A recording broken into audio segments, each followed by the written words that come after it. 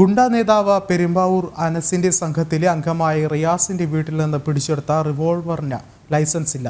പണം എവിടെ നിന്ന് ലഭിച്ചു എന്നതിലും കൃത്യമായ മറുപടിയില്ല. ആലുവ പെരുമ്പാവൂർ മേഖലകൾ കേന്ദ്രീകരിച്ച് വരും ദിവസങ്ങളിലും വ്യാപകമായി പരിശോധന നടക്കും. കൂടുതൽ വിവരങ്ങളുമായി സുധീഷ് ഗോപാൽ ചേരുന്നുണ്ട്. സുധീഷ്, എങ്ങനെയാണ് നിലവിൽ അന്വേഷണം പുരോഗമിക്കുന്നത്?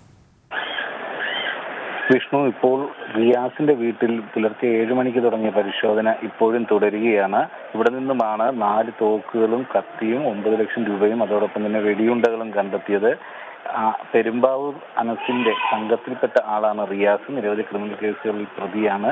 ഈ പ്രദേശം പെരുമ്പാവൂർ ആലുവ മേഖലകൾ കേന്ദ്രീകരിച്ചുള്ള അക്രമങ്ങൾ വ്യാപകമായതോടെയാണ് ഇത്തരത്തിലുള്ള ഒരു പരിശോധനയുമായി ഈ ക്രിമിനൽ സംഭവങ്ങൾക്കെതിരായുള്ള ഒരു നടപടികൾ ആരംഭിച്ചത്. അതിന്റെ ഭാഗമായി തന്നെയാണ് ഇന്ന് പരിശോധന നടത്തുന്നതും. വരും ദിവസങ്ങളിലും സമാന രീതിയിൽ ഇത്തരം ഗുണ്ടാ നേതാക്കളുടെ വീടുകളും മറ്റും കേന്ദ്രീകരിച്ചുള്ള ഇല്ലെങ്കിൽ അവരുടെ താവളങ്ങൾ കേന്ദ്രീകരിച്ചുള്ള പരിശോധന തുടരാനാണ് തീരുമാനം.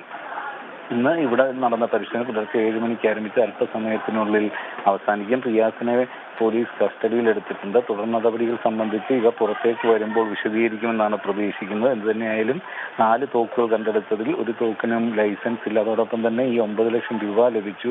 ഇതിന്റെ സ്രോതസ് എന്താണെന്നും വ്യക്തമാക്കാൻ റിയാസിന് സാധിച്ചിട്ടില്ല. ഇതടക്കമുള്ള കാര്യങ്ങൾ കൂടുതൽ അന്വേഷണം വേണ്ടിവരുമെന്നാണ് പോലീസ് വ്യക്തമാക്കിയിട്ടുള്ളത്. കൂടുതൽ വിശദീകരണങ്ങൾ ഇവർ പുറത്തേക്ക് വന്നാൽ മാത്രമേ ലഭിക്കൂ. വ്യക്തമാണ്. സുധീഷ് ഗോപാലാണ് വിശദമായ റിപ്പോർട്ടുകൾ പങ്കുവച്ചത്.